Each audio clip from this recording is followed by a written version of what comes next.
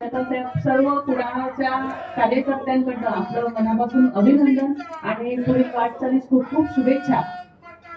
जटाल साहेबांचं भाषण ऐकायला लागलं ना की खूप छान वाटतं. म्हणजे कधी कधी आपण चुकीच्या अर्थाने म्हणतो की कीर्तन एखाद्या गोष्टीला, पण जटाल साहेबांचं मधाळ आणि अतिशय प्रेमळ अशा शब्दांमधनं अगदी देवाचा जय जयकार करत जे भाषण जटाल साहेब करतात ते खरंच कधीच बोर झालेलं किंवा कंटाळवाणं झालेलं नाही असं मला वाटतं.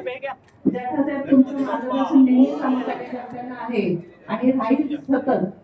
आज खरंच भारतीय जनता पार्टीच्या प्रदेशच्या आम्ही मनापासून आभार मानतो की जिल्ह्याला आम्हाला एक चांगला नेतृत्व, जिल्ह्यात अनेक आपल्याकडे पद आहेत, सगळ्या ठिकाणी आपली सत्ता आहे, पण अजून एक आम्हाला सपोर्ट सिस्टीम प्रदेशने दिली, त्याबद्दल त्यांचे सगळ्यांचे मी मनापासून आभार मानते.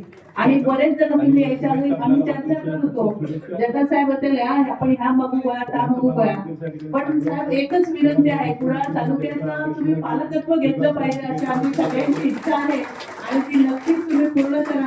कारण प्रत्येक कार्यकर्त्याला कोणीतरी पाठीवर हात ठेवणारा माणूस पाहिजे असतो, त्याच्यामुळे तुम्ही ते आम्हाला आमचं पालकत्व स्वीकारावं अशी मी सर्व कार्यकर्त्यांच्या आणि पदाधिकाऱ्यांच्या वतीने विनंती करते.